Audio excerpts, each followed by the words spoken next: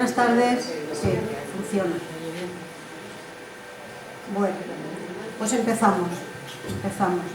Hoy, buenas tardes primero, y bienvenidos y bienvenidas a todas las personas que tienen esta tarde el interés por encontrarse con un tema que yo creo que es muy poco conocido y que yo creo que os va a gustar mucho.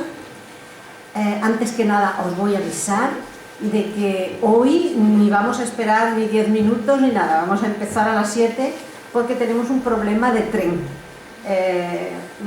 Mercedes tiene que volver a Sevilla y el último tren que tenemos, por desgracia, es que es a las 9:15, es que hay muy pocos servicios de tren y ella va en tren. Entonces, tenemos previsto acabar a las 8:30. Así que vamos a empezar ya y bueno, esperamos que con la presentación de ella, que puede ser de 3/4 de hora, a continuación tendremos un espacio de intervención y debate y bueno, sobre las 8:30 tenemos que tirar para la estación. Así que bueno, pues perdonad si somos ahora en esta ocasión tan rápidos y tan justos en el tiempo. Bueno, para presentar a Mercedes yo hubiera necesitado no sé cuántas hojas, aparte que somos amigas y claro, sabemos muchas cosas la una de la otra, ¿no? Pero me voy a ajustar a lo mínimo. Tiene una formación que empezó por enfermería y acabó por técnico superior en teología feminista. No tiene nada que ver una cosa con otra, es decir, que ella ha actuado, digamos, en su vida profesional de una manera durante mucho tiempo y luego, cuando se ha jubilado, pues se ha implicado mucho más de lo que estaba antes, que siempre ha estado. Así que es titulada superior en teología feminista, tiene estudios teológicos también en ciencias religiosas por Comillas y Salamanca, es experta en género y salud pública por la Escuela Nacional de Sanidad, Instituto de la Salud de Carlos III, del Ministerio de Ciencia e Innovación. Estas son las formaciones así oficiales, ¿no?, que tiene Mercedes. Su vida profesional la ha desarrollado fundamentalmente en la Consejería de Salud de la Junta de Andalucía como asesora técnica de docencia e investigación. Y en ese ámbito ha desarrollado actividades técnicas y científicas en líneas de investigación desde la perspectiva de género y salud. Actualmente está jubilada, pero como mujer comprometida desde muy joven con todos los movimientos sociales de su ciudad, es animadora de grupos y de asociacionismo de mujeres. Forma parte del movimiento feminista en toda su amplitud, político, social y religioso. En el Consejo Municipal de la Mujer de Sevilla representa a Mujeres y Teología y también es vocal por Sevilla en el Fórum Estatal de Política Feminista. Mercedes es especialmente activa en el Grupo de Mujeres y Teología de Sevilla, del que es presidenta y cofundadora. Es desde esa plataforma desde donde surge la revuelta de las mujeres en la Iglesia, que es de lo que va a hablar esta tarde. Tiene varias publicaciones en libros con otras compañeras y una publicación suya que se llama La mística femenina y su reflejo en los grupos de mujeres y teología de España. Hoy ha traído uno que creo que es de varias autoras, ¿no? Es el de la que es coautora, por si a alguien le interesa, y se llama Revuelta de las mujeres en la Iglesia. Alzamos la voz. Y ya está, yo creo que la mejor presentación es la voz de ella y lo que nos va a explicar de su. Muchas gracias. Luego me la mandas porque así la puedo utilizar yo. Vale. Bueno, pues buenas tardes, gracias por vuestra confianza y por estar aquí, por el interés, ¿no? Este tema, a mí se me oye bien, no hace falta que enchufe esto, ¿no? Tengo buen volumen. ¿Sí? A ver, ¿ahora? Estupendo. Vale. Es un tema que en apariencia es sencillo, en apariencia, pero es complejo a la hora de contarlo.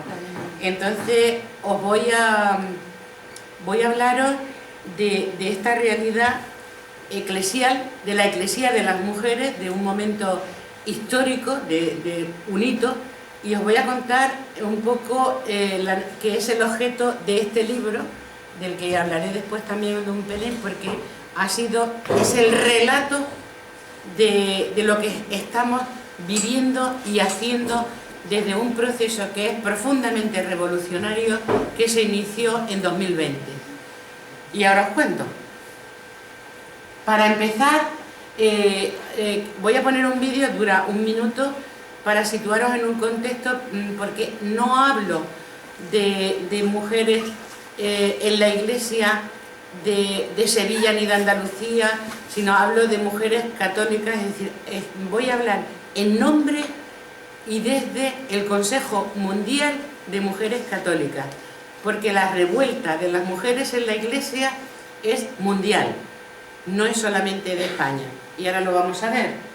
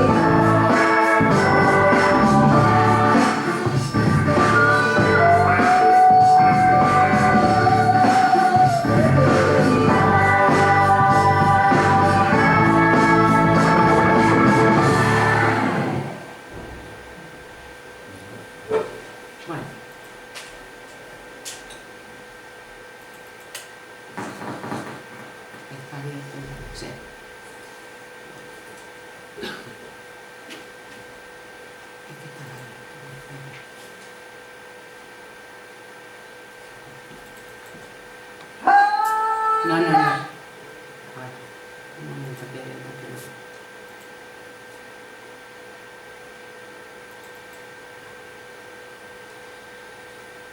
Bien, empezamos desde aquí. Bueno, pues este vídeo era fundamentalmente para situaros en el contexto del Consejo Mundial de las Mujeres en la Iglesia, en el que ahora vamos a ver esta historia.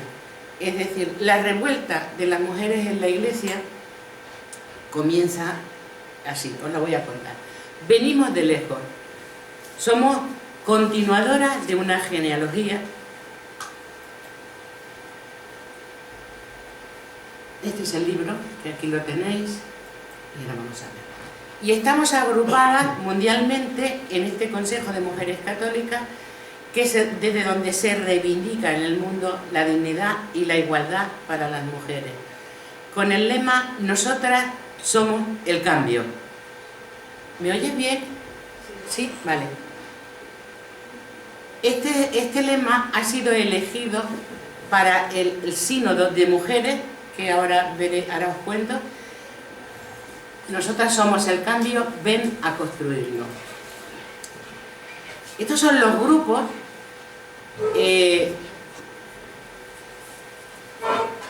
Un momento, voy a contaros que me he pasado muy rápida.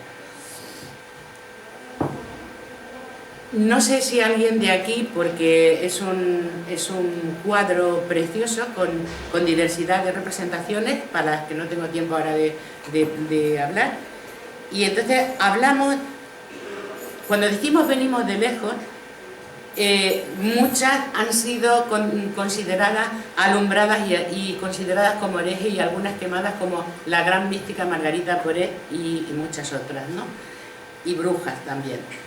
Procedemos de una diversidad enorme de genealogías, antes y hoy sobre todo, de clanes de diferentes trabajos feministas, y todo está construido desde unas redes y unos vínculos de confianza, en un reconocimiento que brota de la sororidad de quienes vivimos y sentimos la intervención de Dios en nuestras vidas.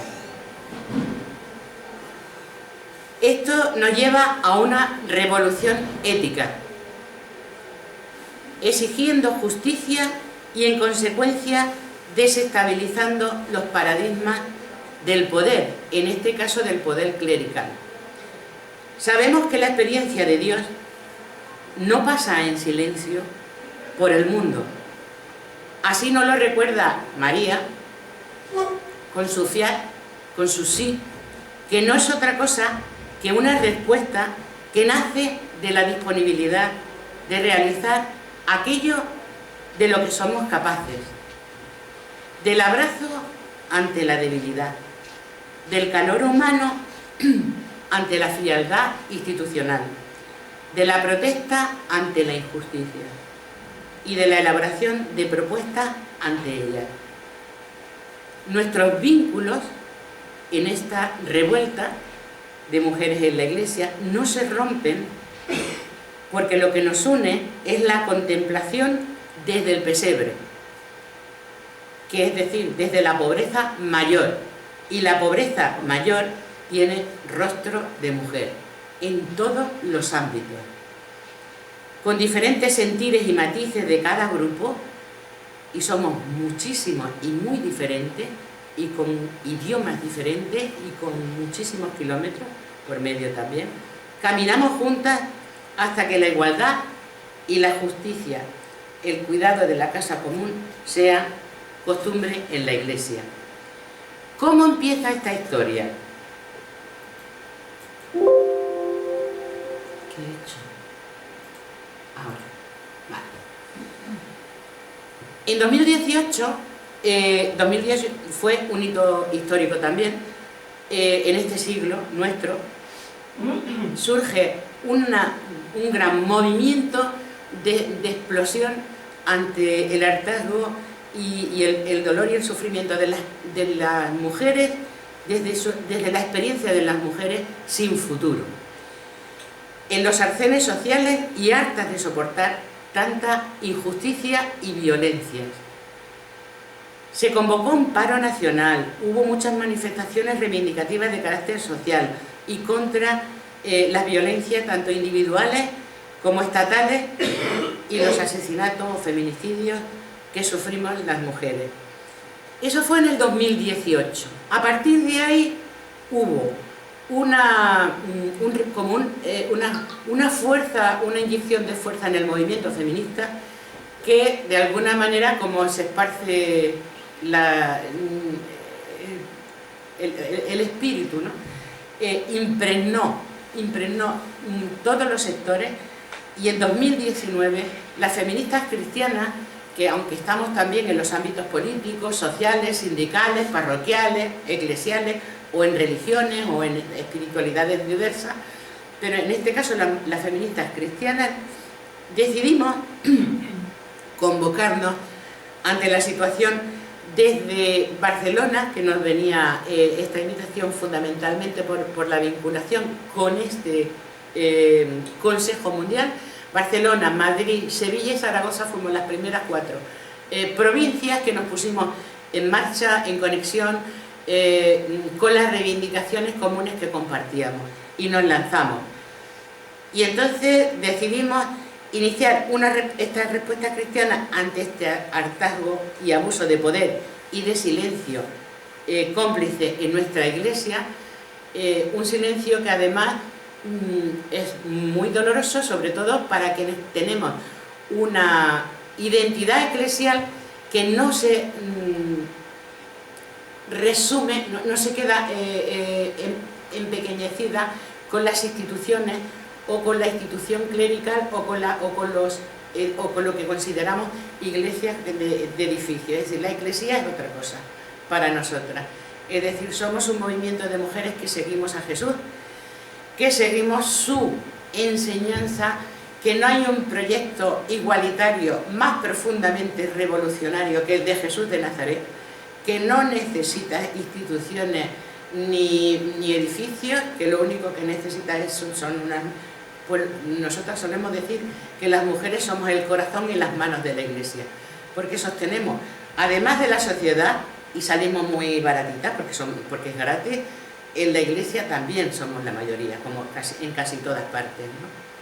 Bien, pues en ese 2019 decidimos ya vincularnos internacionalmente y aceptamos la invitación de este Consejo Mundial de las Mujeres, que es un gran paraguas con muchísimas organizaciones que se enganchan ahí. Y el 1 de marzo del 2020 estallaban nuestros gritos a la puerta de las catedrales del Estado, de este Estado español, que bajo el nombre Revuelta de Mujeres en la Iglesia, exigiendo que hasta que la igualdad fuera costumbre. Ese fue el lema inicial con el que arrancamos, hasta que la igualdad se haga costumbre, en el seno de la religión mayoritaria del mundo. Y esto ocurrió en plena pandemia de COVID. En el 2021, el Papa convoca a la sinodalidad, un sínodo para la sinodalidad en los años desde el 2021 hasta el 2023. Se realizaría, que han ampliado el plazo hasta el 2024. Nos juntamos mujeres, lideresas de grupos y teólogas y nos invitamos a una reflexión compartida. Y como ya os he dicho reiteradamente, agrupadas en el Consejo Mundial, decidimos, con ese lema, decidimos iniciar un sínodo de mujeres, poner en marcha un sínodo de mujeres para realizar un análisis de la situación de las mujeres en la Iglesia y ponerlo en la mesa del Vaticano a Francisco, el Papa, y a toda la Secretaría del Episcopado. A partir de ahí decidimos que siempre alrededor del 8 de marzo saldremos a la calle y con diferentes lemas, porque en el 2020 gritábamos y más voz y voto.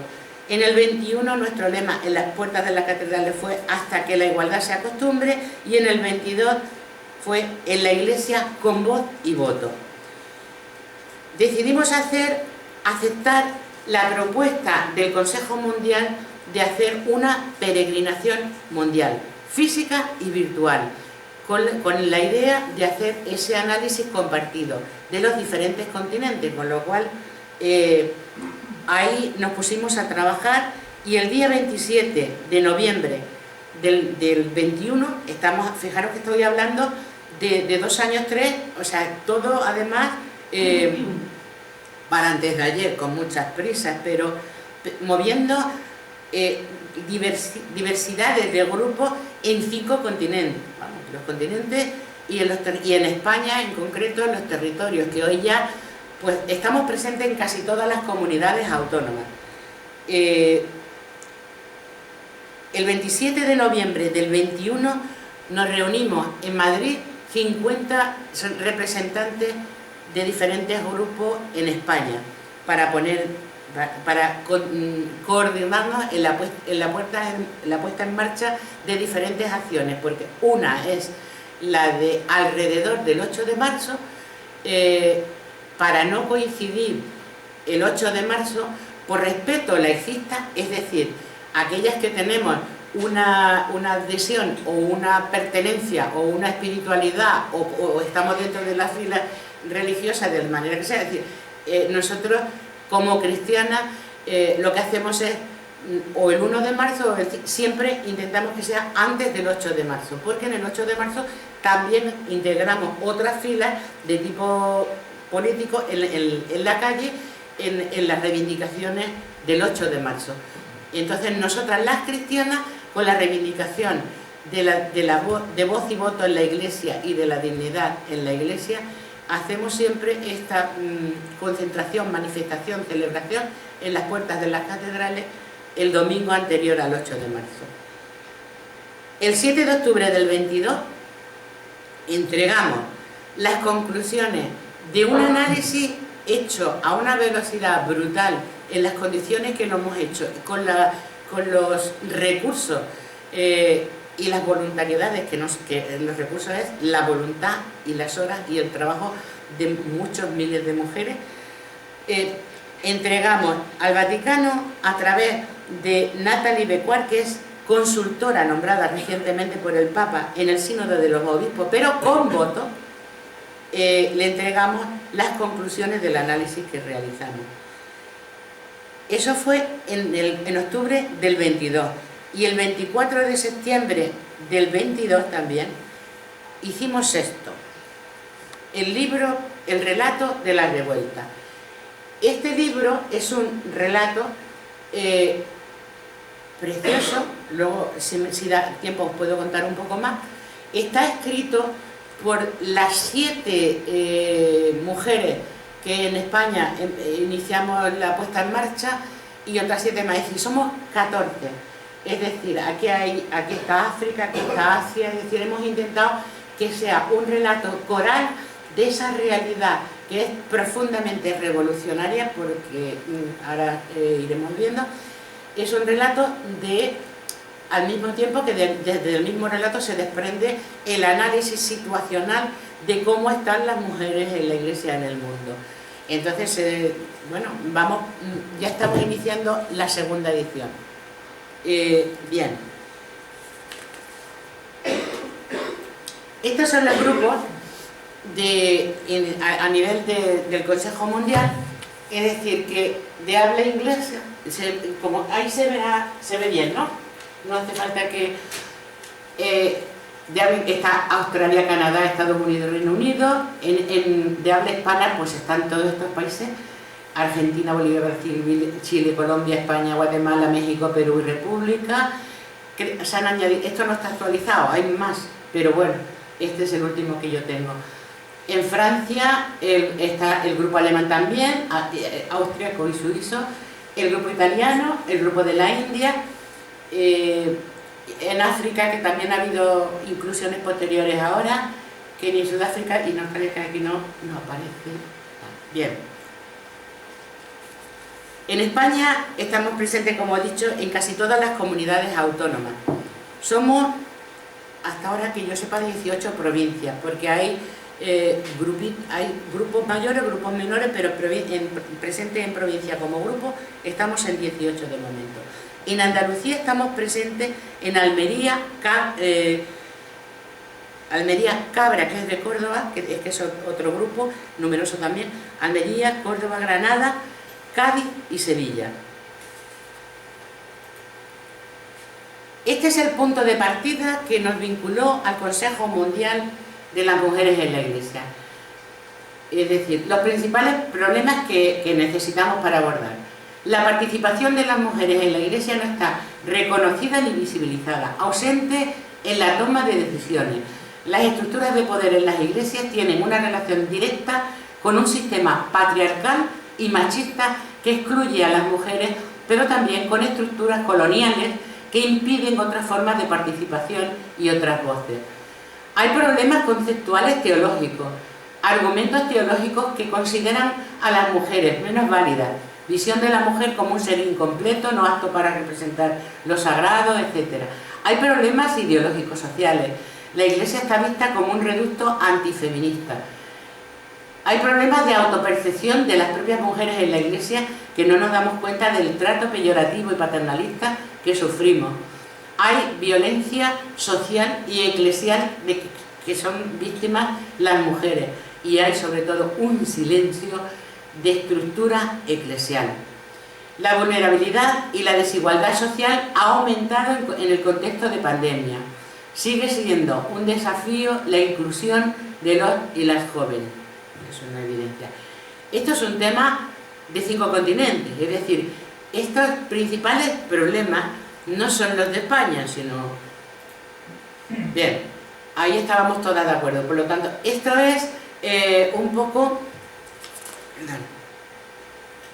Los carteles esta es la reunión.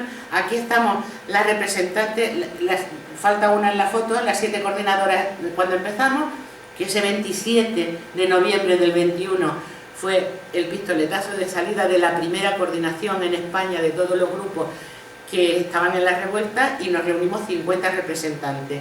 Y estos son los modelitos de carteles que os he puesto. Alcen la Veu es una agrupación en Cataluña, en Barcelona, de grupos. Y bueno, pues hay numerosas, hay bastantes teólogas, aparece también.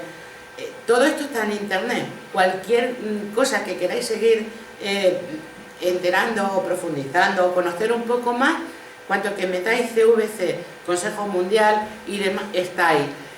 Entonces, estas Alcen la Veu, ahí está Teresa Forcade, hay bastante gente en Cataluña que son conocidas. Fueron las primeras con las que empezamos. Y este otro cartel, donde hasta que la igualdad se haga costumbre, fue el lema de las madrileñas, que también incorporamos todas. Y el último, que ha sido en el 2022, en la Iglesia con voz y voto. Ahora estamos trabajando ya el de marzo de este 23. Algunos datos para ilustrar un poco lo que estamos hablando. De aquí de España, claro. Porque tenéis igual en la web, aquí están las conclusiones de las que ahora seguiré hablando, que han sido entregadas al Vaticano a través de Natalie Decuan. Espero que Francisco ya por lo menos sepa que existen, que están, y me consta que esta mujer hará lo posible porque sean vistas. Bueno, pues estos datos están realizados por un grupo que también trabaja mucho en nuestro país, que son las comunidades de vida cristiana, y ahí veis. En la Conferencia Episcopal Española la presidencia evidentemente son el 100% de hombres, claro, hasta ahora.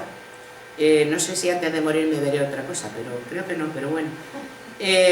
En la secretaría hay un 17% de mujeres solo. En Cáritas Diocesana un 15% de mujeres. En cambio, en Manos Unidas somos el 90% mujeres. Es curioso. Es decir que, bueno, esto es para seguir hablando y para pensar un poco, ¿no? Cómo se entiende el voluntariado y otros conceptos, ¿no? Siguientes datos. En los consejos pastorales diocesanos, o sea, estos son... tenemos aquí unas provincias claves, ¿no? Por ejemplo, en Barcelona, en el Consejo Pastoral, hay 35 mujeres solo, o sea que, fijaros el porcentaje. En Bilbao un 34, en Madrid un 30, en Sevilla no llegan ni al 16, y en Santiago un 6%. En las facultades de teología, qué curioso, pasa igual que como en los datos anteriores, ¿no?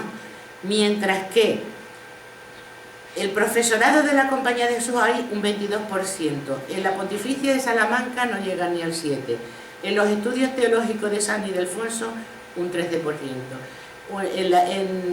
en Creta Teología de Aragón un 7%, y en el Centro Teológico Compostelano un 7%. En cambio, en Comillas hay un 50% de mujeres que están dando clases, pero esto igual sería para explicarlo con más detalle.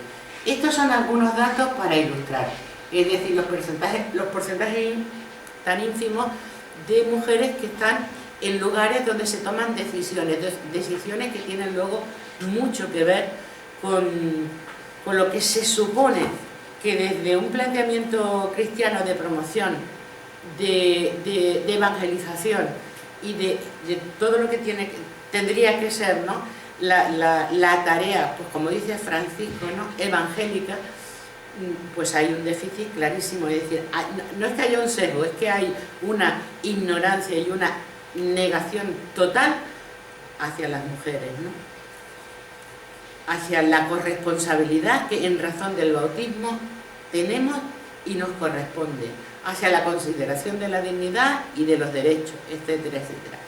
Estos son los en todos los países. Es decir, después de ponernos de acuerdo con que la problemática que he leído, que era la sintonía común a nivel mundial, pues al final se concretaron 5 ejes de trabajo, que son estos: la situación de las mujeres en la Iglesia, que lo trabajamos fundamentalmente los grupos de habla hispana; el poder, participación y representación, se han hecho trabajos. Ese es el segundo, poder, participación y representación. El tercero, estructura y rendición de cuentas. El cuarto, la vida sacramental. Y el quinto, resistencia y esperanza. El método de trabajo ha sido partir, siempre había un vídeo explicativo de cada tema, es decir, situación de las mujeres en la Iglesia, pues un vídeo explicativo de qué queremos saber, a dónde vamos. Y se han hecho, en este caso, como yo he estado trabajando directamente en él, se han hecho varias encuestas, tanto desde el Consejo Mundial como desde otros sectores. Se han hecho bastantes encuestas para al final poder llegar a conclusiones que se pudieran contrastar y ver qué salía. Bueno, pues el método ha sido el vídeo explicativo, la experiencia, partir de nuestra experiencia en cada lugar, en cada sitio, en cada contexto geopolítico, fundamentación teológica, es decir, nosotras desde una perspectiva teológica feminista partimos siempre desde una comprensión que le llamamos la hermenéutica de la sospecha, que está fundamentada en una teóloga norteamericana que es un poco no quedarte solo ahí, sino es decir, ¿qué estás viendo? La reflexión tiene que ir a la luz de un texto, pero ese texto, ojo, que ese texto a ver quién lo ha escrito, cuándo, cómo y de qué. En eso consiste un poco la hermenéutica de la sospecha, por ver que toda reflexión teológica está sesgada de una manera patriarcal cuando no es además misógena, machista, etcétera, etcétera. También hay textos bellísimos, pero vamos, lo cual no quiere decir una cosa que no quita la otra. Y recreamos con propuestas desde nuestra sabiduría. Bien, este informe, con sus encuestas, con sus conclusiones y con sus recomendaciones, es este. Esto está colgado en internet, y esto es lo que hemos llevado, además del libro, que es un relato en vivo y en directo por las participantes desde distintos lugares del mundo. Algunas imágenes con las que hemos trabajado a la hora de trabajar esos 5 ejes, ¿no? Y bueno, entonces yo seleccioné algunas de las que tenía. Entonces, por ejemplo, esto fue un artículo que salió en Religión Digital, de Sacerdotes, Profetas y Reyes, y fue la primera visita al Limina de los obispos de Andalucía. Es un ejemplo visible de lo que ya es un anacronismo, y es una ostentación inaceptable ante los ojos de una iglesia que quiere ser sinodal. Para hablar de sinodal, además, hay que hablar de mujeres. Duele a los ojos ver cómo es posible que no se desprendan de distinciones que no corresponden, porque no son evangélicas y nos resultan insultantes y ridículas. Esta es otra que sin palabras, ¿no? No hace falta decir, es insultante solo la foto, a la vista y a todo, es decir, en fin, experiencialmente, vivencialmente y todos los mentes que queramos. Esto fue además fue muy discutido, fue un poquito de escándalo, y esta es otra que es habitual y la hemos normalizado en nuestras vidas, ¿no? Dice así, yo no sé si lo veis, porque como el texto ya está tan... Dice, esto es intolerable. El género femenino es... Bueno, el género femenino sabéis que está dentro de un contexto, de una encíclica, no sé exactamente, es como nos llaman, el genio femenino, para definir la mujer en la Iglesia. La gran aportación de la mujer en la Iglesia es el genio femenino. Y entonces, y dice así: el genio femenino, como se nos ha definido, es servicio de limpieza. Esta calificación es inmoral, es un insulto que llevamos arrastrando siglos, que ya no toleramos. Es una vergüenza para quien despierta dentro del clero a este abuso de poder. Las mujeres hoy ya no ocultan la explotación, el abuso machista, patriarcal y criarcal. Esta es otra imagen.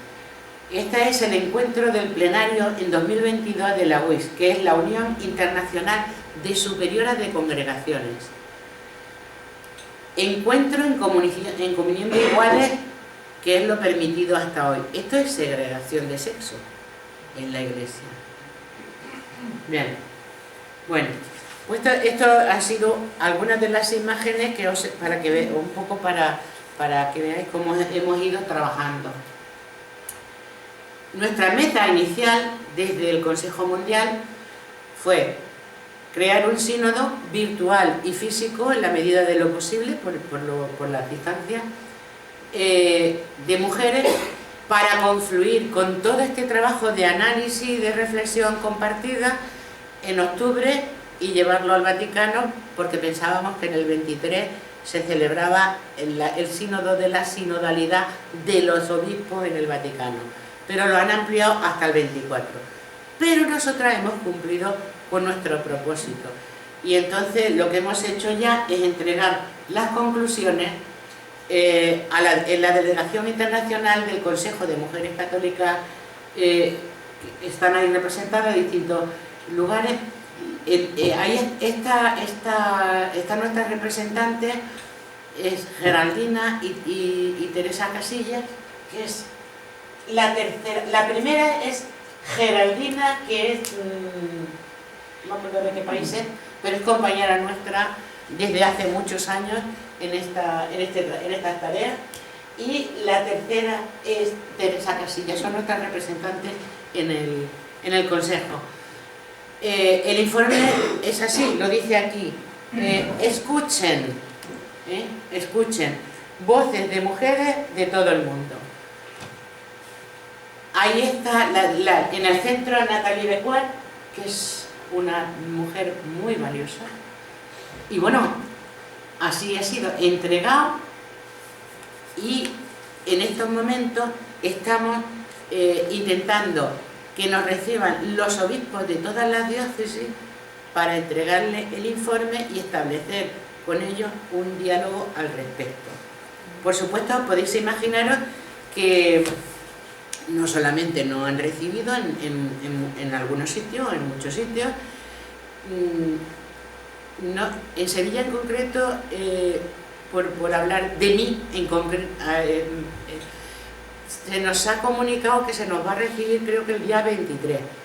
Pero cuando fuimos a un grupo de mujeres a registrar la petición de entrevista con el obispo para entregarle las conclusiones y el libro, nos dijeron que no se registraba absolutamente nada que fuera dirigido al obispo. Eso ya es más que impresentable, ¿no?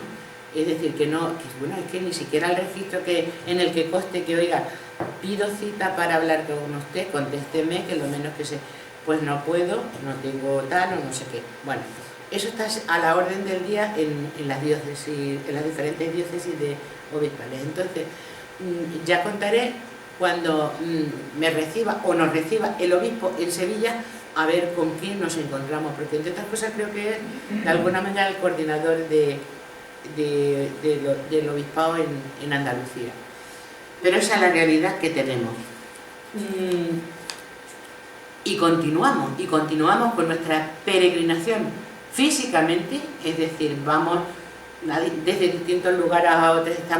Ahora mismo hemos hecho ya unos cuantos de viajes con la presentación del libro que se presentó el 24 de septiembre pasado en la parroquia de San Carlos Borromeo en Madrid, y como esto, pues presentar las revueltas en distintos lugares y salimos a exponer públicamente en distintos lugares también de provincias, me refiero de españolas, públicamente tanto silencio impuesto, tanta opresión y sobre todo tanto abuso de poder histórico.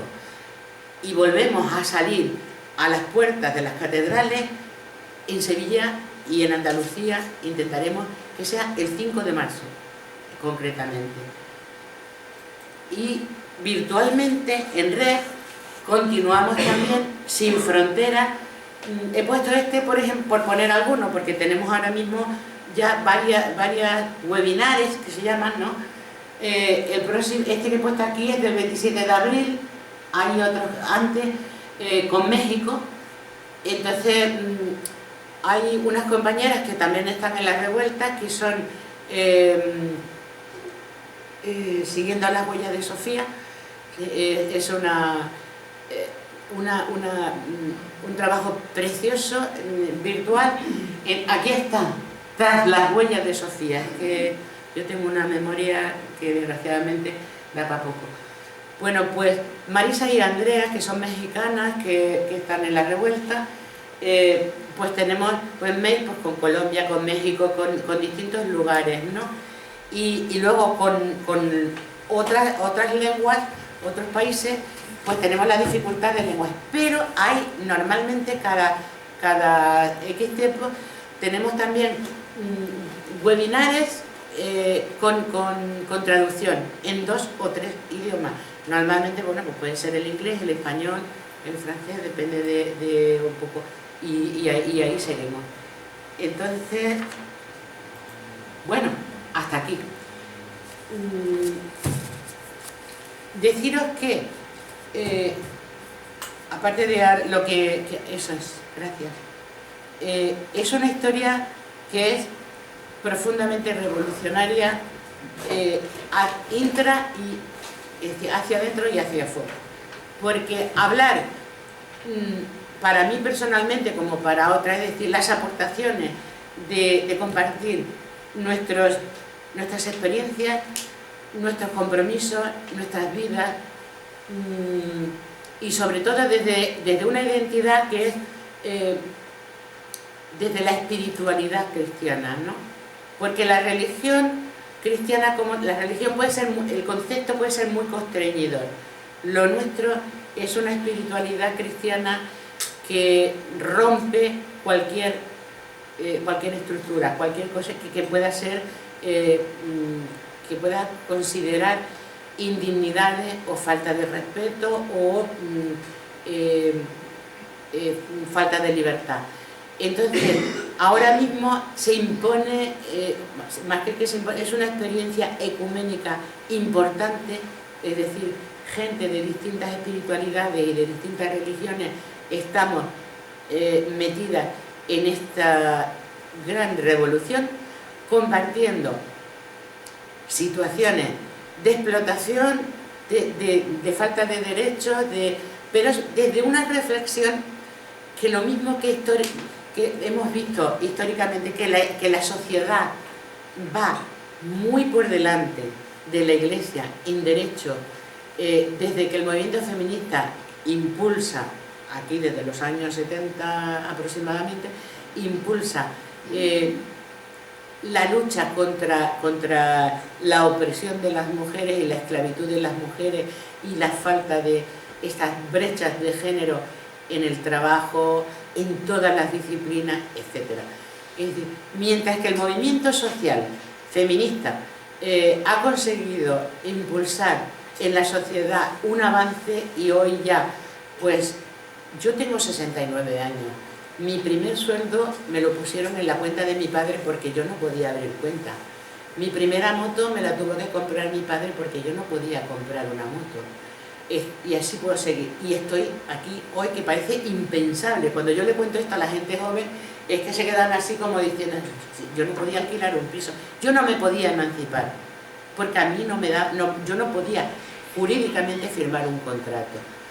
Bien, pues de eso a como vivimos hoy, evidentemente hay un abanico. Bueno, Si socialmente hemos hecho, lo cual no quiere decir que no resista un análisis también por otro lado, porque ahora mismo, si de algo están llenos los márgenes de la vida social y de las carreteras, en los márgenes de la carretera están todas las mujeres que tienen de 40 para arriba, sin trabajo, con problemas de sobrecarga de todo tipo, sin ayuda, sin consideración social.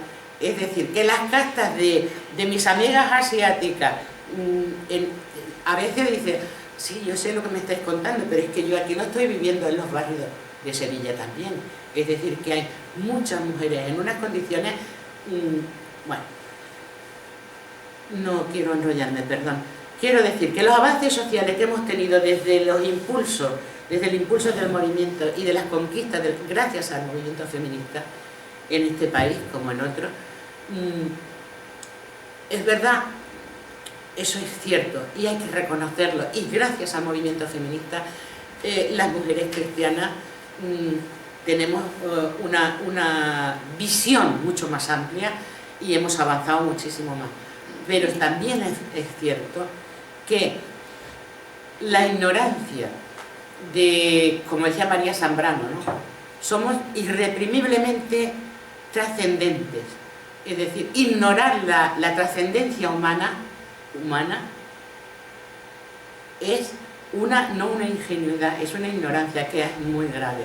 No se puede ser tan ignorante, es decir, tenemos una sociedad muy enferma, con muchos problemas, porque se ha perdido el carril ético y moral en un vaivén complejo, ¿no? de resignificación de qué consideramos valor y qué no consideramos valor, qué corresponde a una condición ética y moral y qué no corresponde. Es decir, ahora mismo todo eso está muy bien, que eso es, aquí tengo a mi amiga la historiadora, toda esa reflexión social es importante, pero ojo, no podemos olvidar que somos seres espirituales trascendentes, y me da igual la referencia que cada una y que cada uno utilice en su vida como referente espiritual. Yo no estoy hablando de adscripciones a religiones ni a... No. Estoy hablando de niveles de trascendencia. Eso es lo que estamos viviendo en la revuelta.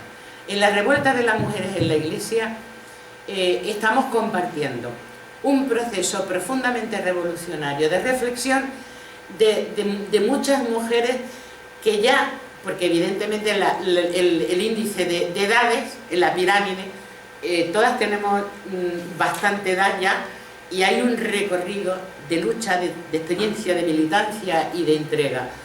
Eso da una sólida madurez social de aquellas mujeres que estemos donde estemos, de alguna manera intentaremos ser, por lo menos tener el sentido común de no perder el norte de, pues como dice mi amigo el de Pepe Esquinas, ¿no? Como dice, no, si el avión va a una velocidad, vamos, impresionante, el problema es la dirección.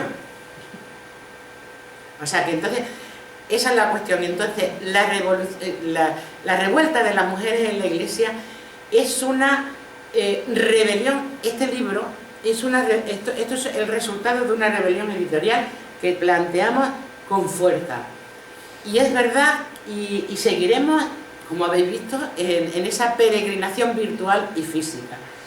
Pero no se queda aquí. Es decir, no es una cuestión solo de espiritualidad, va mucho más. Es una construcción de identidad desde esa reflexión conjunta, y lo importante es que, claro, pues como dice Ivonne Guevara, es una teóloga de Brasil muy importante, que además ella arrancó desde la teología de la liberación, es decir, arrancó desde la pobreza considerada y desde la miseria como algo que hay que eliminar en la vida, para ponerse en marcha desde la teología feminista, porque la pobreza tenía rostro de mujer, que es lo que venimos a decir siempre, es decir, y erradicar la miseria, la pobreza, la ignorancia, la incultura, el no reconocimiento de los valores, estén donde estén, que los hay en muchos sitios, porque los valores cristianos son valores universales, pero hay que reconocerlos. Es que el problema es que ya parece como que hay dificultad de reconocimiento, y es un momento histórico apasionante, es una nueva era que es apasionante, pero ojo, yo me quiero montar en un avión que tenga dirección. Esa es, de alguna manera, la sensación que personalmente yo y otras tenemos en la revuelta. Y sobre todo porque además, al trabajar en grupo, y en este caso con esta gran explosión mundial, pues te da la certeza en el discernimiento de ese intento tan fuerte de llegar a acuerdos desde distintos lugares, desde distintas culturas, con distintas cosmovisiones, con distintos... Es decir, es muy importante. Y me callo para que me preguntéis, por favor, que no sé yo... Sí, ahora ya me toca. Sí. Así que, bueno, pues las personas que quieran hacer preguntas, que quieran aclaraciones... Se me ha olvidado que el libro, que es como es nuestro mayor logro, vale 15 € y he traído solo 10, por si alguien lo quiere y le interesa. Pues venga, vamos al debate. Allí, a fondo, que no sé. Yo quiero hablar del libro, ¿no? De la aventura que tuve que pasar a conseguir el libro. Pues eso lo he traído porque con vocación de servicio, ¿no? Yo hacer propaganda, ¿sabes? Mi nombre es Mercedes, soy católica de que era chica y soy de las revoltosas de toda la vida. Yo me defino católica protestona, ¿vale? Y estoy en la línea. Pero tomé la Almudena y me fui con toda la cara, llamé por teléfono a la librería diocesana, de aquí. Y claro, empezaron a buscar y me dicen, mira, es que esto no está en las cadenas de distribución de editoriales, tiene que ser una editorial diferente. Total, que yo ya imaginándome algo, empiezo a llamar a otro sitio. No tenemos y tampoco tenemos por dónde conseguirlo. Al final me lo consigue mi hija, que vive en Marbella, a través de una librería que hay en Málaga, que trabaja con mucho tema universitario. Y me costó 20 €, o sea que se lo debería ahorrar. Se lo acabo de comentar a la compañera Chari, que de la ULA tenía como yo, y me dice, ¿cómo se te ocurrió llamar a la librería de diocesana? Digo, hombre, pues porque tú sabes, esa cosa de lo hago como que no sé, pero sí lo hago. Mira, ya conté una experiencia que tuve con los equipos de Málaga hace, yo estaba en Marbella 50 años. Soy de aquí, me fui, he vuelto, estoy aquí porque quiero y ya está. Hacen una reunión en el encargado, allí hay mucho diálogo interreligioso, ¿vale? Mucho feminismo, mucha historia. Y en Málaga hacen una reunión el papel de las mujeres en las religiones. Y me traen a una señora teóloga que dicen que les da clase a la conferencia episcopal. No sé cómo se llama. Entonces ella habla y dice que ella está encantada de la vida, que ella ha ido siempre muy bien, que nunca se ha sentido desplazada, que como mujer está reconocida, etc. Y me traen a una chica joven musulmana que me dice que también, que dentro de su contexto, que está muy respetada, que las mujeres, que papá, que papá. Y me traen a una judía que me dice lo mismo. Entonces cuando la estoy escuchando a las tres, me surgen tres cosas. Además se lo dije ahí delante de los mismos y me da igual.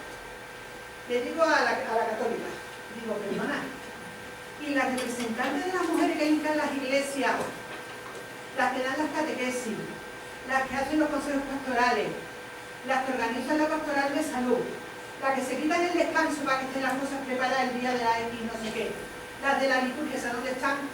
No están aquí. Y le digo a la musulmana, digo, perdona, digo, en el Corán dile una cosa, digo, pero lo que escuchamos todos los días es otra.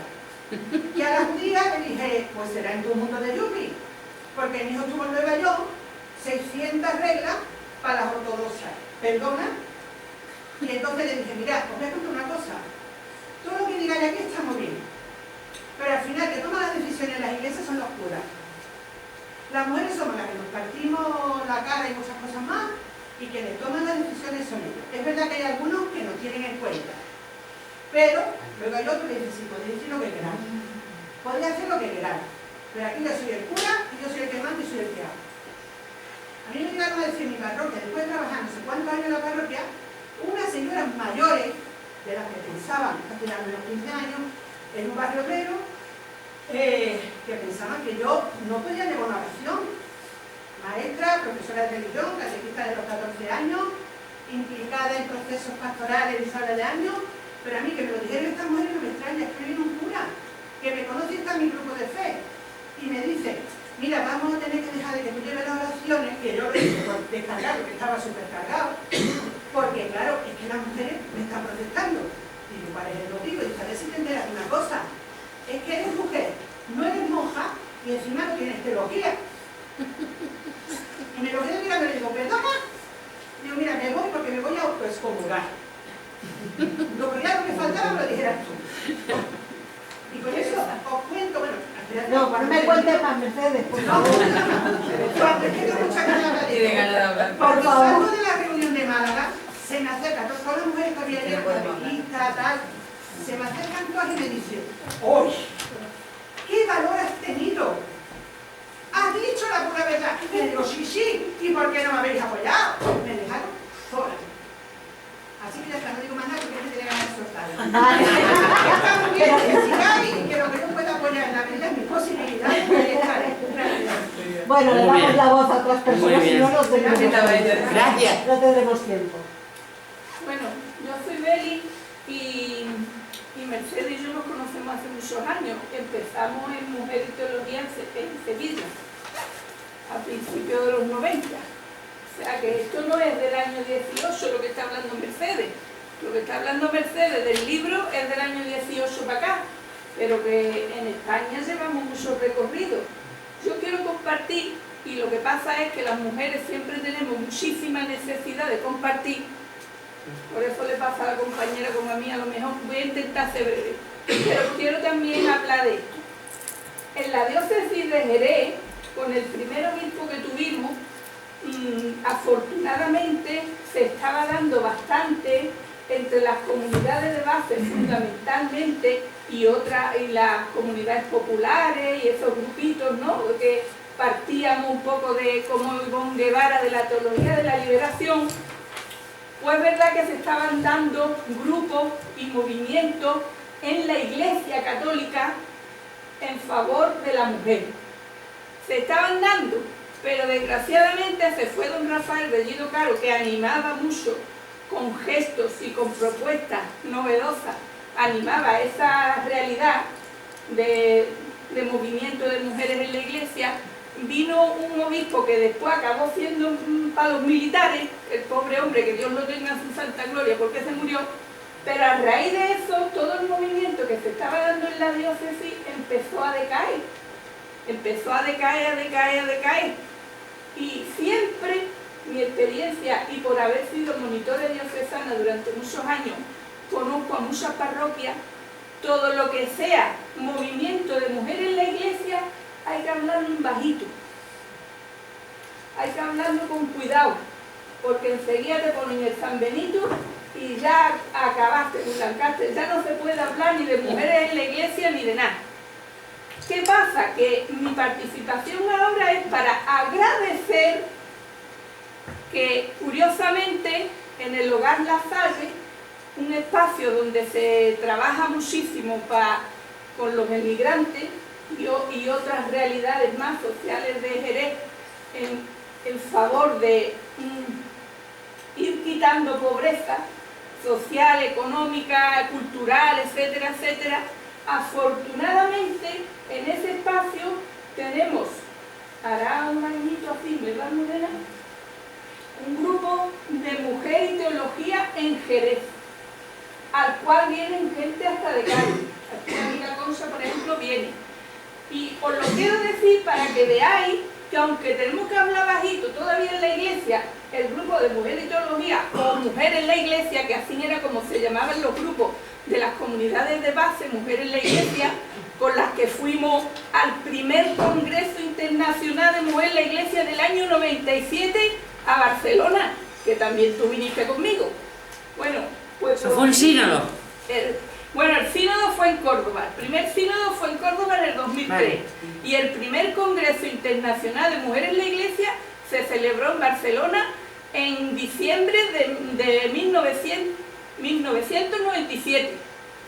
Mira la memoria que tengo. Yo ahora mismo... Bueno, el caso, oye, en la diócesis de Jerez también nos movemos. Lo que pasa es que no escribimos libros, ni eso, pero hacemos las encuestas, porque hay que hacerla para que llegue a donde tiene que llegar. Lo que quiero decir es que en donde estemos, si queremos trabajar desde la mujer en la iglesia, aunque sean bajitos, por favor no dejemos de hacerlo, porque es la única manera que el Evangelio puede seguir dando testimonio de un Jesús de Nazaret que todavía sigue siendo necesario en este mundo tan conflictivo en el que vivimos y tan violento. Entonces, oye, agradecer eso al grupo de mujeres en la iglesia, animado por Almudena, y que estamos en el Hogar La Salle. Si hay alguna mujer que quiera unirse, pues que se ponga en contacto. Gracias. Muchas gracias. Gracias. No voy a hablar de experiencias porque no tengo. Por esto, tengo preguntas. Punto uno era en la estadística de teología, el poco porcentaje de mujeres. Para mí no tiene que ver, pregunto, ¿qué tiene que ver con la posición de la iglesia o tiene que ver con la posición de las mujeres? Porque nadie prohíbe estudiar teología. ¿Por qué tenemos tan poco? ¿No? Valentín. Estaba en el Instituto Superior de Comillas y ahí no hay problemas de mujeres. ¿Por qué hay tan pocos teólogos? Pregunto. Sí, sí. Es que es un tema, más que un tema, eso es una herida abierta, como muchas otras en la vida de las mujeres. Es decir, primero, ha sido negado, explícitamente negado, el estudio de la teología para las mujeres porque se nos considera seres inferiores. Ojo, que todavía el Papa está diciendo que somos el genio femenino y Francisco no es mi enemigo, ¿eh? Vamos a ver, que vamos a situar las cosas en su contexto. Pero no ha hecho un proceso de cambio de situación del siglo XXI y no se ha dejado en ese sentido. Bueno, yo no sé si es posible, porque bastante tiene con lo que tiene, ¿no? De lo que está rodeado. Quiero decir, pongo al Papa porque para mí el Papa es un Papa de Evangelio, es decir, es un hombre de Evangelio y sí merece mi respeto. Otra cosa es que me batería el cobre con él desde el tema de la no consideración de las mujeres en su justa medida, que no la tiene y es una gran carencia. Pero bien, quiero decir, pero el tema teológico, de los estudios teológicos, mueve los cimientos del poder clerical, mueve la comprensión, la cosmovisión del mundo, y por eso decía que es profundamente revolucionario. Entonces los detentadores, en ese sentido del poder, y el poder es dinero, prestigio, bueno, lo que sabemos que es el poder en toda su...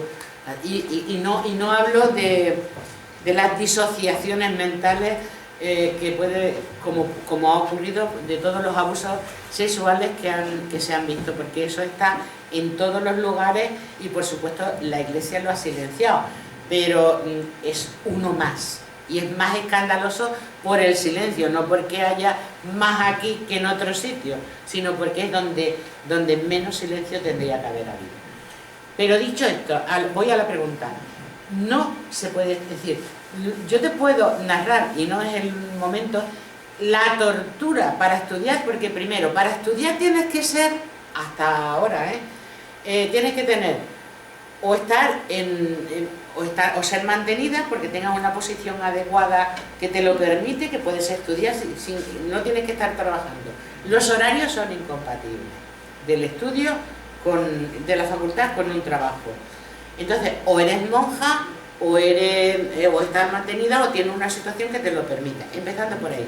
Segundo, los estudios son cuanto menos humillantes en muchas ocasiones. A mí me ha costado, yo he vomitado después de una clase de teología, he salido y he vomitado físicamente porque no podía soportar lo que mis oídos habían oído. Pero bueno, vale, vamos para adelante y seguimos estudiando. O sea, yo puse en marcha, cofundadora de la única que ha habido hasta ahora, escuela de teología online feminista, Escuela de Teología de Andalucía. Eso es otra película y ha sido toda una experiencia. Hoy estamos, Andrea, Marisa, es decir, hay un montón de teólogas en distintos lugares y países que pasaron por la Escuela de Teología, que se llamó de Andalucía porque nació aquí, pero era online, es decir, que la sede. Entonces, ha sido una tortura. No sé si estoy respondiendo a esto. Entonces, preguntar eso es, en cualquier disciplina que te metas, es exactamente lo mismo. Es decir, la invisibilización, la marginación histórica de las mujeres, de la falta de reconocimiento. Eso se llama patriarcado, eso se llama machismo, eso se llama misoginia. Y en el caso de la Iglesia se llama quiriarcado, por el señorío, que es donde menos tendría que haber, desgraciadamente, y es más vergonzoso para quienes nos consideramos cristianas, ¿no? En este caso. No sé si he respondido. Me llamo Ana María, ¿vale? No terminé teología, tengo 3 años, ya hace muchos años que lo hice, pero que debido a circunstancias laborales tuve que dejarlo, entonces voy a hablar un poco de mi experiencia. Yo resumo muchas veces, cuando hay problemas, resumo esta frase, que muchos quieren estar en el resultado, pero pocos queremos estar en el proceso. Claro. Entonces esto viene desde atrás, desde la historia, y vamos casi mirando hasta cuando la época de María, ¿no? Que las mujeres, ¿dónde dicen que Jesucristo no iba con mujeres? Cuando iba... Después yo me río muchas veces con algunos curas que dicen, no, es que Jesucristo cuando resucitó, fíjate que las primeras las mujeres, digo, por algo sería, ¿no? Porque quizás, ¿por qué? Porque no se le presentó a un hombre. O sea, hay momentos que yo creo que la Iglesia, que está gobernada por hombres, son los que han puesto la venda en los ojos. Y las mujeres hemos agachado la cabeza desde tiempos atrás, por miedo, por machismo, por el que dirán, por la educación, por todo lo que hablamos, ¿no? Ahora estamos levantando un poco la voz. Yo estoy en un mundo donde, digo católico, cristiano, donde mi vivencia, ahora estoy más en las hermandades, soy salesiana cooperadora. Es decir, que desde el año 88 yo tengo una promesa hecha, es la diferencia que tenemos con los consagrados, que ellos hacen voto y nosotros hacemos promesa. Entonces mi vida siempre ha sido alrededor de por los demás. Y ahora estoy más metida en el tema de las hermandades. Eso sí que es machismo. Claro. Lo estáis viendo tú que está dentro. Yo estoy dentro, y perdonadme si aquí hay alguno de la hermandad y pertenezco a dos. Ahí hay cosas, y de hecho hemos hecho hasta mesas redondas, y hay papeles que las mujeres, es que eso es intocable. Intocable. Entonces, nosotras tenemos mucha culpa, pero también la cúpula que manda... ¿Cómo te llamas? Ana María. Ana María, y perdona, culpa ninguna. Podemos ser corresponsables de la falta de claridad, pero es decir, cuando se vive en una situación de esclavitud, del tipo que sea, porque fíjate el caso del pintor este famosísimo que ha salido ahora, que no me acuerdo, que tenemos cuadros en todas las iglesias, Sí. No me acuerdo del nombre, como mi memoria. Es que es vergonzoso cómo ha instrumentalizado a las mujeres y cómo se ha silenciado y cómo ese, pues bueno, quiero decir, cuando el tema victimario, por así decir, las mujeres que no salen o que no salimos en el tiempo que he esperado de una situación de falta de valoración o indigna o de explotación o de abuso del tipo que sea, ¿no? Pues es un problema de ¿cómo no me sale ahora, Sí, tengo el disco duro lleno. Sí. Es decir, no hay culpa, no hay culpa. Lo que hay es una situación psicológica, el síndrome DIE le llamábamos, es que mezclo con Sí. salud con género y salud, es justamente el síndrome de Estocolmo, es decir, tú estás metida en algo que crees que es lo normal. Hubo una entrevista del catalán, de este chico que a mí me cae muy bien, que me hace mucha gracia.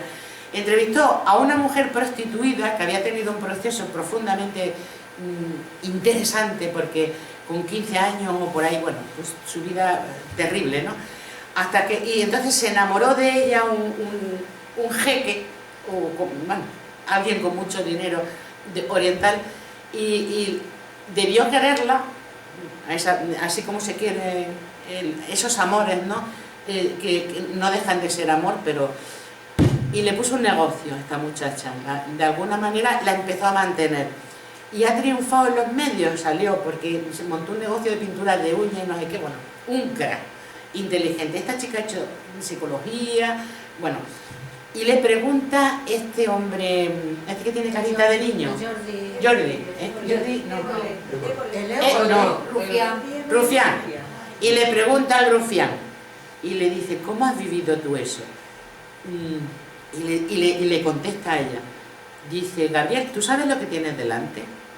Y él, claro, dice, porque lo que narró está colgada en internet, la entrevista de Rufián a esta mujer, y dice, tienes delante a una mujer destruida, absolutamente destruida.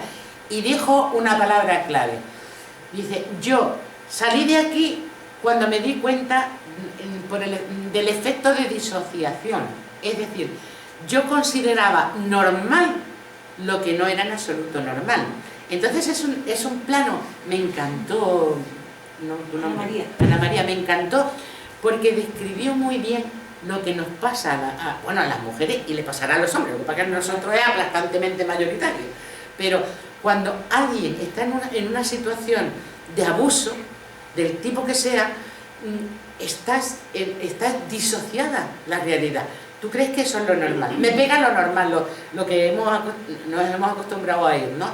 Cuando pegas un salto cualitativo de comprensión, de tener una visión de más altura y de más capacidad de dar, y dices, pero bueno, ¿yo cómo he permitido esto, no?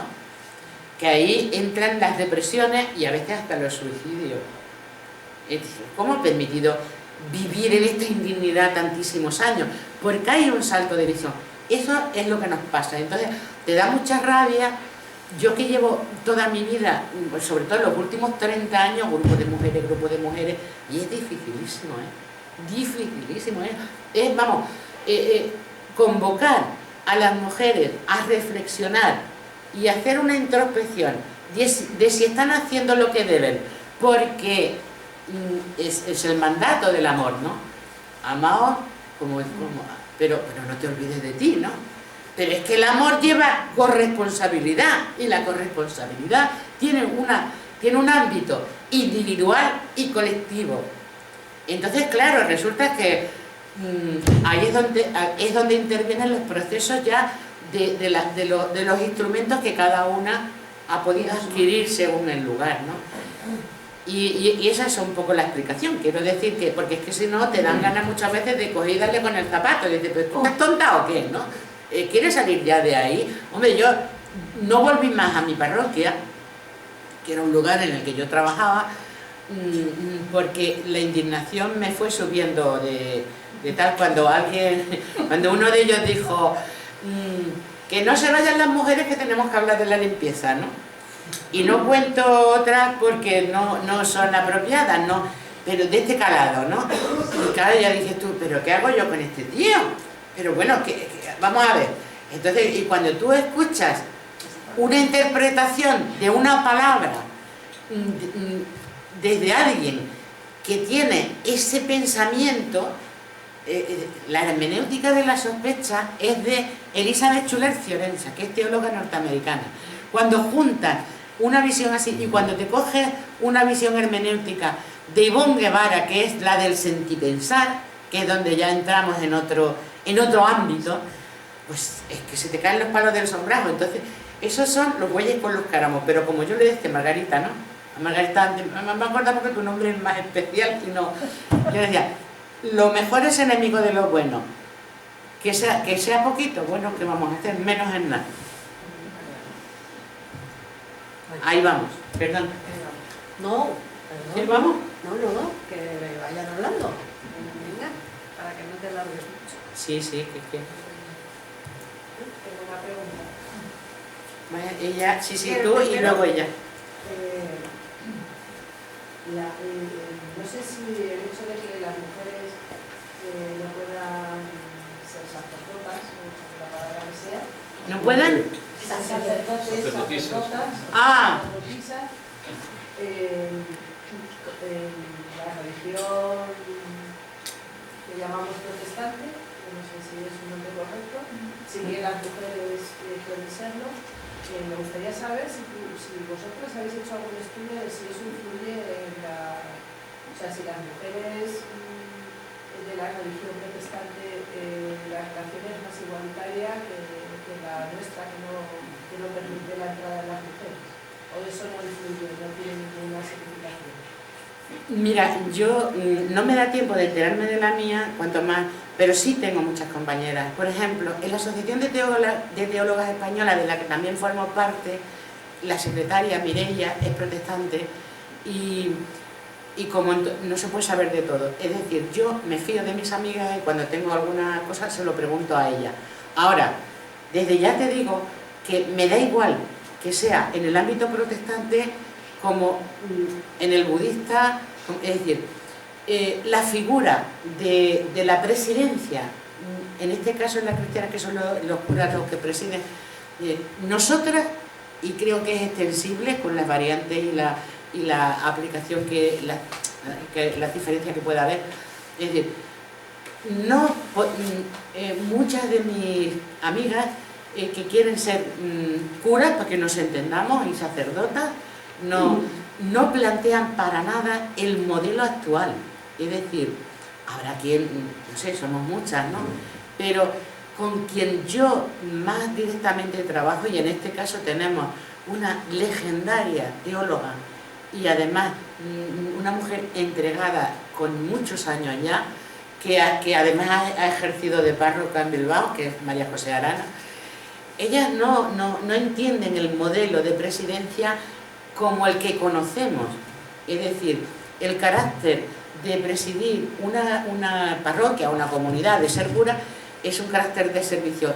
Entonces, ayer me preguntaba el corresponsal de aquí, del periódico de Jerez, pero vosotras entonces con el tema de querer ser, y por supuesto, que ¿tenéis alguna objeción? Digo, no, aquí límites ninguno. Y papisa, digo, pues por supuesto, es decir, vamos a ver, que tenemos todos los derechos y queremos tener la misma posibilidad de todo lo que haya que hacer y de todo lo que podamos o queramos o debamos, es decir, lo mismo, ¿por qué puede ser un hombre papiso, papa, y no puede ser una papisa? Eso es que es una pregunta ya que se contesta en el siglo XXI, en esta nueva era. Eso ya es que no es una pregunta, oiga, si alguien lo impide es porque hay segregación de sexo, de género, de colonialismo, de colonización, de lo que queramos. Pero la igualdad es un derecho, y la igualdad no significa que seamos iguales, aceptando nuestras diferencias, tanto de sexo como de lo que sea. No sé si te estoy contestando, y me da exactamente igual, porque yo he tenido amigas budistas que han hecho de su casa un centro budista y han acabado sirviendo al señor de turno. Eso en el budismo. De las protestantes no te puedo decir. Ahora, las que conozco desde luego no les sirven, o por lo menos están en la misma línea que puedo estar yo. Es decir, yo no voy a servir nunca a ningún señor desde que salí de la disociación. Entonces hay un clic que te salta cuando te das cuenta y dices, esto no es normal, esto es inmoral, no es ético, es inadecuado, y a partir de ahí no sé si te estoy contestando. Bueno, simplemente era si tú sabías si había alguna diferencia entre que las mujeres estén dentro de esos órganos de poder, digamos, y se nota que tienen más capacidad de decisión o no. Hombre, cada vez que, ya te digo, yo no puedo hablar en el nivel de las protestantes, pero evidentemente cuando tú estás en lugar de toma de decisiones modificas cosas. Eso es así, entonces se debe de notar. De hecho, no sé, en las pequeñas, yo no tengo experiencia de las estructuras eclesiales porque no he estado en ninguna, digamos, trabajando como tal. Pero se nota, cuando tú llegas a un lugar de pastoral o de apostolado o de tal, tú notas perfectamente cuando hay mujeres y cuando no, incluso no siendo feministas. Es decir, que aquello del genio femenino del servicio de tal, que como somos tan baratitas, porque salimos gratuitas siempre, pero tú notas la mano de una mujer o el tono o tal, que no es ninguna garantía por el hecho de ser mujer, pero que se nota. Y el nivel de decir, vamos, no te puedo contestar concretamente porque no tengo conocimiento y bueno, pero vamos, ahí está Mireia que te puede contestar. Perdona, Carmen. Ya, en primer lugar, Mercedes, me alegro de estar aquí. Igualmente, cariño. Y gracias por tu interesante exposición. Gracias. Yo tengo muchas preguntas, pero por el tiempo estoy haciendo una que yo creo que parece que es importante. Y es el apoyo, ¿qué apoyo tenéis aquí en España del clérigo? Por ejemplo, en países nórdicos, ahí ya está en parte, en gran parte, las conferencias episcopales están divididas. En un país que yo conozco bien, casi hay más de 5 obispos, que públicamente, y curas y monjas, que públicamente apoyan a la revuelta o María, los puntos en Alemania, por ejemplo, en Austria y en Suiza, apoyan públicamente esta reformación que es bastante profunda, de que las mujeres puedan ser sacerdotes hasta papas y que el celibato sea voluntario. Mira, y otras cosas más. Hay eso aquí porque allí está, vamos, es algo lo que está pasando en estos 3 países de germano hablante, de que haya el presidente Betzing de la conferencia episcopal alemana públicamente lo ha dicho ya, que él está en pro y que apoya al movimiento de mujeres. ¿Existe eso aquí? ¿Curas que públicamente lo hacen? ¿Cómo está aquí la conferencia episcopal? ¿Cómo está el...? No, como conferencia nada. Es decir, yo todavía estoy esperando que Osoro nos reciba. Vamos, yo, como movimiento. Estructuralmente nada, luego hay pequeños oasis porque depende de las personas, ¿no? Entonces hay lugares en los que hay una relación, pero no es estructural, con la boquita chica sí, pero luego la boquita grande no, solo yo, vamos, estamos esperando que nos reciba o que nos pregunte. ¿Y no hay ninguno o dos que...? No, la única experiencia que hemos tenido como revuelta, hablo, en Almería, que el obispo salió, y yo creo que fue accidental, pero bueno, que estuvo en el... Se equivocó de puerta. No, que creo que me estaba diciendo... nada. Que salió en el momento que estaba la gente en la revuelta haciendo una celebración del acto de marzo y se unió y dijo, estoy totalmente de acuerdo con vuestras reivindicaciones o algo así, ¿no? Qué bien. Claro, es lo de siempre, no te van a... es decir, lo obvio es obvio. Ahora, eso es como... Ya. No sé si te he respondido, más o menos. Que con lo que ha dicho ella sobre los hermanos hablantes, pues últimamente estoy teniendo yo relación con hermanos hablantes y resulta que es que aquí hay una cosa en España que las mujeres no la hablamos, pero que es un lastre grandísimo, grandísimo, para hombres y mujeres, pero para mujeres más, es el concordato. Claro. Que bueno, que si nos hablamos nosotros, entonces ya nos queman vivas. Pero el concordato hace mucho daño a España. En Alemania, por ejemplo, quien es católico se declara católico, paga sus impuestos en el IRPF de Alemania y ya usted es católico. Aquí no. Y el concordato nos está haciendo mucho daño a España, a hombres y mujeres. Pues sí, no tengo más que decir de Con perdón. Valentín, 5 minutos porque... Un momento, con perdón, hago una pregunta un poco provocativa, ¿por qué en esta organización no hay hombres? Porque en el feminismo civil hay un montón de hombres que están interesados en los derechos y en la dignidad de la mujer. Yo veo un poco un problema de una contraposición entre el mundo de hombres, ¡buah! Y no, pero para otros que no conocen bien el asunto. Yo, por ejemplo, tengo una mujer bien católica, vengo del pueblo, bueno, vivo en el pueblo. Y cuando ella escuchaba en mis trabajos teología feminista, feminista. Porque el feminismo hoy día tiene una carga muchas veces muy, hasta feminazi. Yo no hablo de este feminismo, yo hablo del feminismo civil, como usted dice, ¿no? No hay hombres en tu... Sí hay. Sí hay.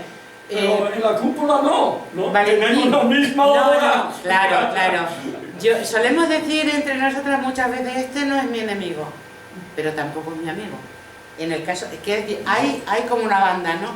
Sí hay hombres. Sí, pero el peligro... Eso es, no. ¿Sabes qué pasa? Que lo mismo que decía antes, que en el ámbito del victimario de las mujeres, que no ha saltado el clic de decir, oye, estás viviendo indignamente, tienes que salir de ahí, y salir de ahí no es cómodo, porque hay que hacer un trabajo personal y hay que ser coherente si quieres llegar a ser. Ahora, si quieres vivir como otra cosa, pues ya...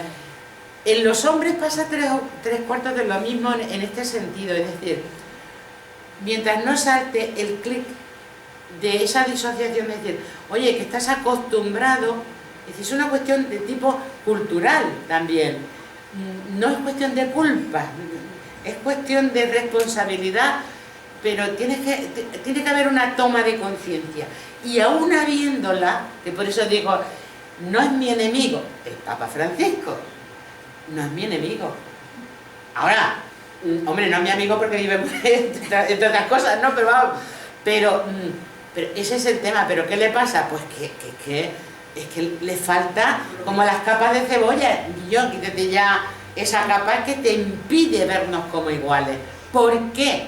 ¿Por qué? Porque ahí hay un trabajo personal, es decir, ¿cuál es el problema de que a un hombre le resulta provocadora una mujer sexualmente en su forma de vestir o de peinar y tal?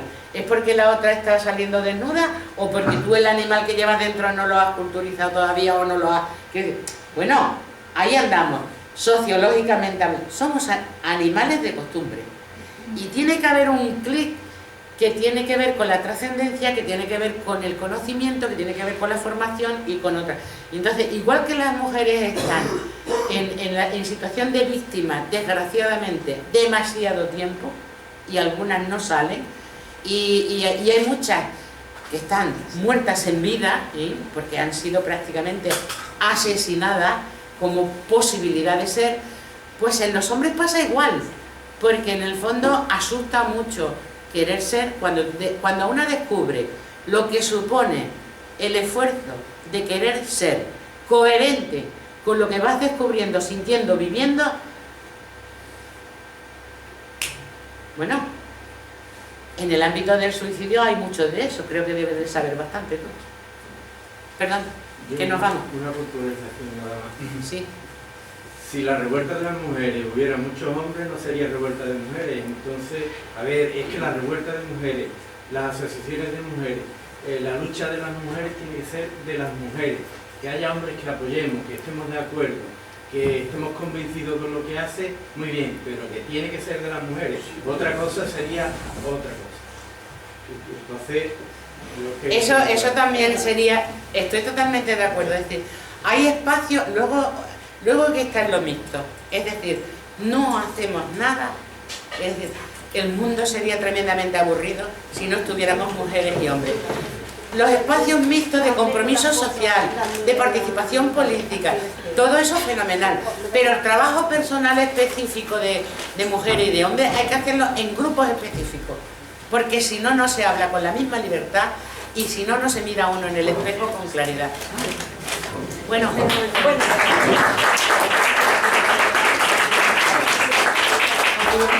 voy a dar una cosa.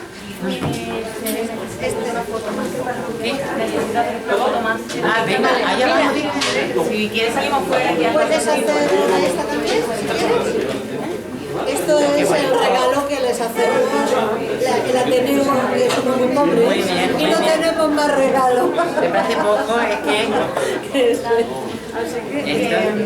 si quieres todo eso pero fuera, por ejemplo, porque es ahí el entrevista. vale. Oye, escúchame, ¿me puedes decir a mí? Sí, claro. Yo era por Muchas gracias por la asistencia. Y ahora el que quiera